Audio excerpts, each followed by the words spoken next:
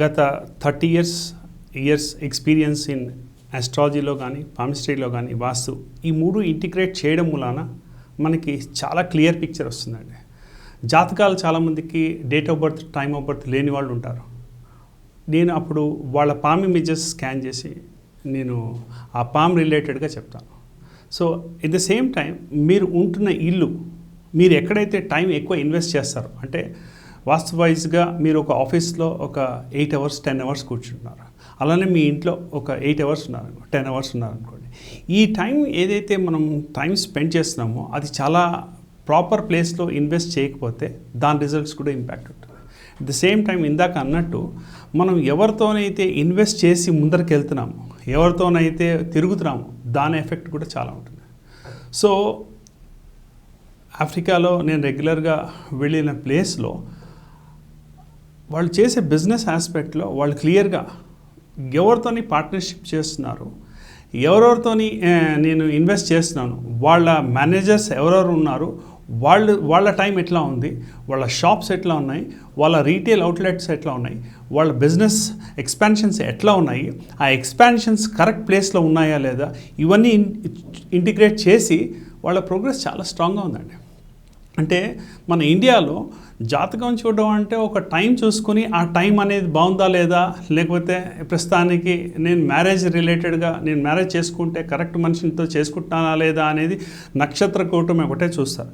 No, అదొకటే కాదండి.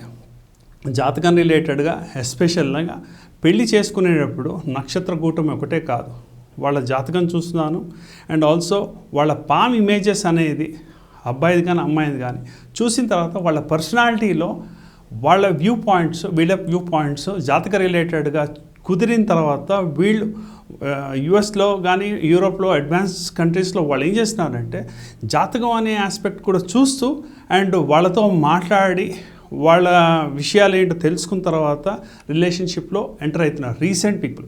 ఇదివరకు వాళ్ళు ఓన్లీ అంటే వాళ్ళ మీద ఇష్టంతో ముందరికి వెళ్ళి ఫెయిల్ అయిన వాళ్ళు కూడా ఉన్నారు. సో జాతకం చూడడం మూలన ఫెయిల్ అవ్వలేదా అంటే ఫెయిల్ అయిన వాళ్ళు ఉన్నారు.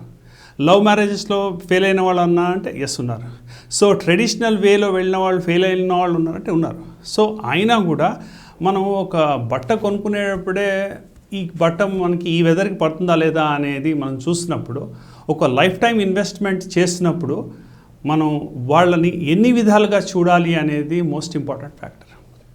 సో ఈ ఫ్యాక్టర్స్ కాల్డ్ జాతకం, పామిస్ట్రీ అండ్ వాస్తు అనేది ఈ మూడు చూసుకున్న తర్వాత ముందరికి వెళ్తే ఒక బెటర్ రిజల్ట్స్ వస్తాయి.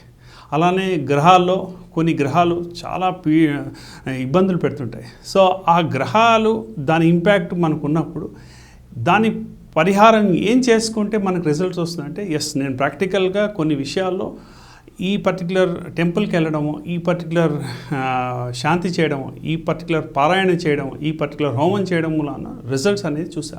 సో ఒక రిజల్ట్ కావాలి అంటే ఇంత ఇంటిగ్రేట్ చేస్తే కానీ మనకి రిజల్ట్ రాదండి. సో న్యూమరాలజీ అనే ఆస్పెక్ట్లో date of birth, time, place of బర్త్లో పార్ట్, ఆస్ట్రాలజీలో numerology is also part. So it is not a separate wing. So ఈ న్యూమరాలజీలో ఏవైతే గ్రహాలు దాని క్యారెక్టరిస్టిక్స్ ఏవైతే చెప్తున్నారో it is part of astrology. So మనకి astrology is a mother subject అండి. So all these things are offshoots. కానీ చాలామందికి date of birth, time of birth, place of birth లేనప్పుడు హ్యాండ్ అనేది అండ్ వాళ్ళు ఉండే ప్లేస్లో ఇవి ఇంటిగ్రేట్ చేయగలిగితే మనకి బెటర్ రిజల్ట్స్ వస్తాయి. మన ఋషులు మనకు అందించిన సబ్జెక్ట్స్ ఏవైతే ఆస్ట్రాలజీ ఉందో, హస్త సాముద్రికం ఉందో, ఫేస్ రీడింగ్, నాడీ శాస్త్రం, ఇవన్నీ ప్రెడిక్టివ్ సైన్సెస్. అలానే ఆస్ట్రాలజీలో డిఫరెంట్ సిస్టమ్స్, ఒకటేమో పరాశర సిస్టమ్ అంటారు, ఒకటేమో శ్రీపతి పద్ధతి అంటారు, ఇంకోళ్ళేమో కృష్ణమూర్తి పద్ధతి అంటారు. ఇప్పుడు రామన్ గారు ఆయన ఫ్రమ్ లాస్ట్ 110 ఇయర్స్ నుంచి ఆయన ఒక సంస్థ తయారు చేసి ఆయన ఒక సిస్టమ్.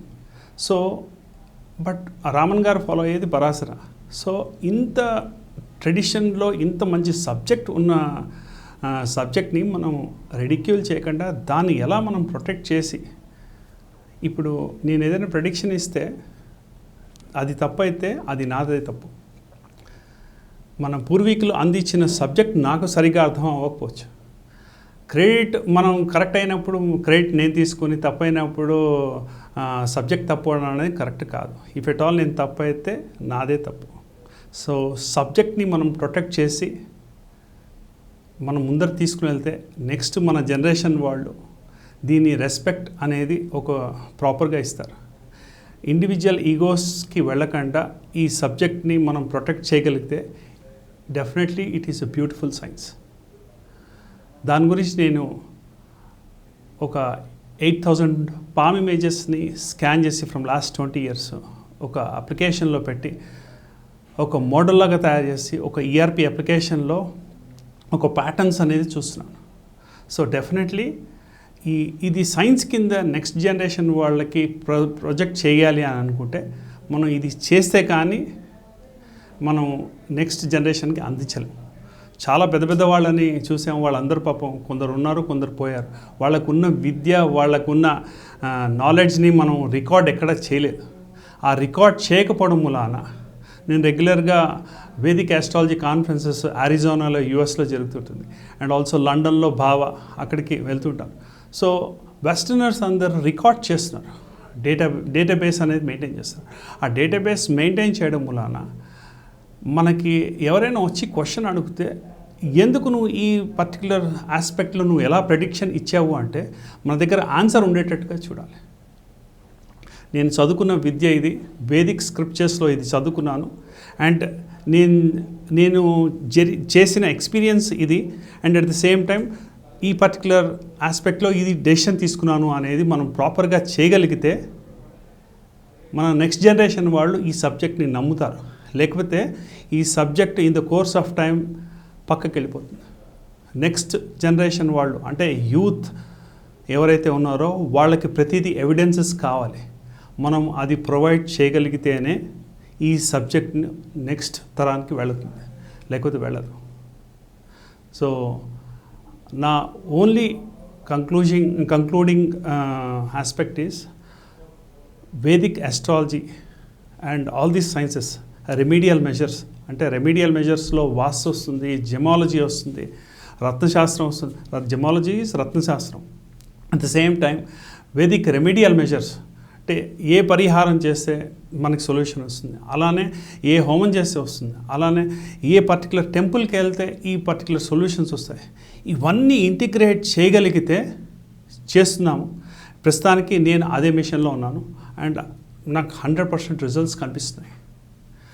నేను ఫెయిల్ అవ్వలేదా అంటే ఎస్, ఆస్ట్రాలజీలో నా ప్రెడిక్షన్స్ కొన్ని ఫెయిల్ అవుతుండొచ్చు, బట్ డెఫినెట్గా ఎందుకు ఫెయిల్ అయ్యాను అనేది మనం ఐడెంటిఫై చేయగలిగితే నెక్స్ట్ జనరేషన్ ఈ సబ్జెక్ట్ని సీరియస్గా తీసుకుంటారు. అదర్వైజ్ మనం వారఫలాలు చెప్తూ లేకపోతే రెగ్యులర్గా ఏవైతే చెప్తామో దీంట్లో మనం ప్రాపర్గా అనాలిసిస్ చేయలేం. సో 800 crore 900 crore పాపులేషన్లో 27 నక్షత్రాలు, 12 లగ్నాలు, అండ్ ఆల్సో 12 రాసులు, 27 నక్షత్రాలు, 9 ప్లానెట్స్, ఇదే కాంబినేషన్లో అందరూ ఒకటే ఉండరు. ఒక నక్షత్రంలో 50 కోట్ల మంది ఉన్నారనుకోండి, అందరికీ ఒకటే వర్తించదు. సో ఇది చాలా ఇండివిజువలైజ్డ్ ప్రెడిక్షన్. అది చేయగలిగితేనే మనం ఈ సబ్జెక్ట్ని నెక్స్ట్ జనరేషన్కి ప్రాపర్గా అందించగలుగుతాం. అదర్వైజ్ ఈ సబ్జెక్ట్ని వాళ్ళు సీరియస్గా తీసుకోరు. నా ఓన్లీ సజెషన్ ఇదే, and let us sincerely follow the subject with proper analysis. Thank you. Namaskaram. Hi, this is Pradeep Machraju. Please subscribe to Mirror TV. Please like, share, subscribe Mirror TV.